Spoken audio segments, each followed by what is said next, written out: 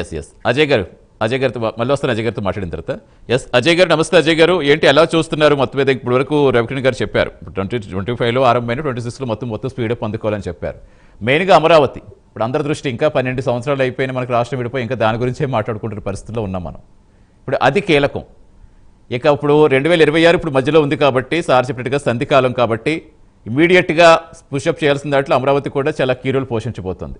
At the same time అవినీతి నిర్మూలన, ప్రతిపక్షంలో ఉన్నప్పుడు అవినీతి గురించి పదే మాట్లాడి మీరు ఇప్పుడు అవినీతి నిర్మూలన ఎంతవరకు చేయగలిగారు?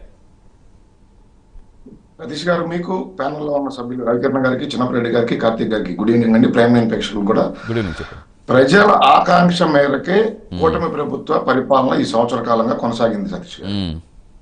ఈ రాష్ట్రంలో సంక్షేమం అయితే కావచ్చు, అభివృద్ధి అయితే కావచ్చు, ఏ విధంగా కూటమి ప్రభుత్వం ముందుకు తీసుకెళ్తా ఉంది, ఈ రాష్ట్రంలో ఉన్న నిరుద్యోగ యువకులకు ఉద్యోగ కల్పన చేసే విధంగా కూటమి ప్రభుత్వం ఏ విధంగా పనిచేస్తా ఉంది అనేది ఈ సంవత్సర కాలంలో ఆంధ్రప్రదేశ్ ప్రజలందరూ చూడటం జరిగింది. సంక్షేమంలో ఎప్పుడూ లేని విధంగా తల్లికి వందనం పేరుతో 67 లక్షల మందికి పైగా ఒక కుటుంబంలో ఎంతమంది విద్యార్థులు ఉంటే పేద బడుగు బలగిన విద్యార్థులు వాళ్ళందరికీ తల్లికి వందనం పేర్లతో వాళ్ళ ఖాతాల్లో డబ్బులు వేయడం జరిగింది. అదేవిధంగా అన్నదాత సుఖీభావ 46 లక్షల మంది పైగా రైతులకి సాయం అందించడం జరిగింది.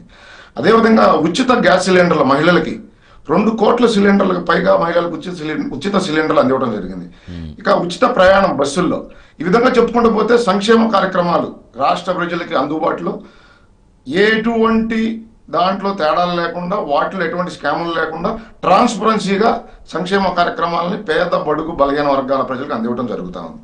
ఇక అభివృద్ధిలో నారా చంద్రబాబు నాయుడు గారికి economics times business of the year అనే అవార్డు ఇచ్చిందంటేనే నారా చంద్రబాబు నాయుడు గారు ఈ రాష్ట్రం సంక్షేమం కోసం ఏ విధంగా పనిచేస్తున్నారు, అదే విధంగా అభివృద్ధి చేసేదానికి కూడా ఆయన అదే విధంగా పనిచేస్తున్నారు అనేది ప్రపంచ దేశాలు మొత్తం తెలుగు వాళ్ళందరూ గర్వంగా చెప్పుకోవాల్సిన విషయం. ఎందుకంటే గూగుల్ కానీ, యాక్సెంచర్ కానీ, టీసీఎస్ కానీ ఇలా చెప్పుకుంటూ పోతే అనేక సంస్థలు ఐటీ రంగంలో విశాఖలో పెట్టుబడులు పెడతా ఉన్నాయి.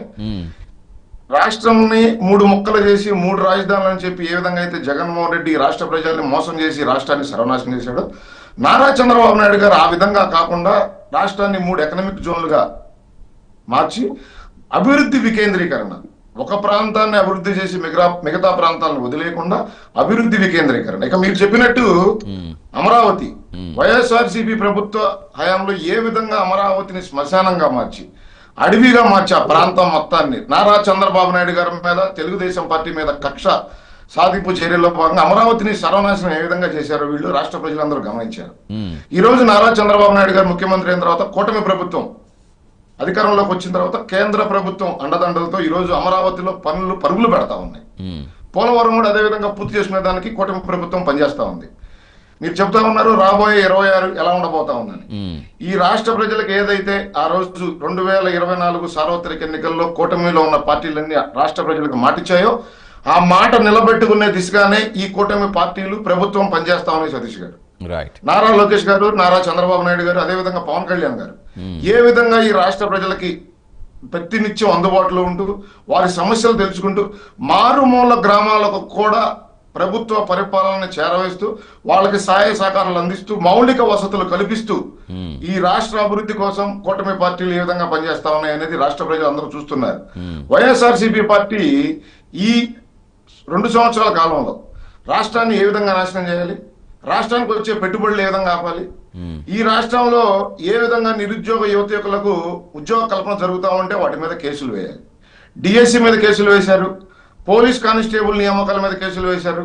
నారా చంద్రబాబు నాయుడు గారు పెట్టిన మొట్టమొదటి సంతకం డిఎస్సి 15,000కు పైగా టీచర్ పోస్టులు భర్తీ చేయడం, రీసెంట్ గా కానిస్టేబుల్ ఉద్యోగాలకు భర్తీ చేయడం, ఈ విధంగా ఉద్యోగ కల్పన ప్రైవేట్ రంగంలో లక్షల సంఖ్యలో ఉద్యోగ కల్పన దిశగా ఈ రాష్ట్రంలో ఎన్ని కంపెనీలు గ్రౌండ్ అవుతా ఉన్నాయి, ఎన్ని కంపెనీలు 50% వాళ్ళ కంపెనీలు నిర్మాణ దశలో ఉన్నాయి, కొన్ని నిర్మాణం చేయాల్సిన కంపెనీలు ఉన్నాయి. ఈ విధంగా కూటమి ప్రభుత్వం ఏ విధంగా ఈ రాష్ట్ర భవిష్యత్తు కోసం పనిచేస్తా ఉందని ప్రజలు చూస్తున్నారు. అదే విధంగా ఈ రాష్ట్ర భవిష్యత్తు చిదిమేసే విధంగా, ఈ రాష్ట్ర యువత భవిష్యత్తు నాశనం చేసే విధంగా వైఎస్ఆర్సీపీ పార్టీ ప్రతిపక్ష పాత్ర కాకుండా సైకో పాత్ర, విధ్వంసక పాత్ర ఏ విధంగా పోషిస్తా ఉందనేది కూడా రాష్ట్ర ప్రజలు చూస్తా ఉన్నారు సతీష్ గారు. Right. ఇప్పటికైనా Yes. వైఎస్ఆర్సీపీ పార్టీ ఓ ప్రతిపక్ష పార్టీ పాత్ర పోషించాలి, సహేతుకమైన సలహాలు ఇవ్వాలి. రాష్ట్ర ప్రభుత్వం చేస్తున్న పనుల్లో ఏవైనా తప్పులుంటే వాటి సూచనలు ఇవ్వాలి తప్ప ఈ రాష్ట్ర అభివృద్ధికి మోగాలడ్డే విధంగా, ఈ రాష్ట్ర అభివృద్ధికి కుంటుపడే విధంగా ఏదో ఒక విధంగా ఈ రాష్ట్రం అభివృద్ధి జరగకుండా ఉండి సంక్షేమ కార్యక్రమాలు జరగకపోతే రేపొద్దున వీళ్ళ పార్టీ బతికి బట్టగడుతుంది. ప్రజల్లో సర్వే అయ్యేదానికి వీళ్ళు చేసే కుటిల ప్రయత్నాలను ఖచ్చితంగా రాష్ట్ర ప్రజలు చూస్తూనే ఉన్నారు.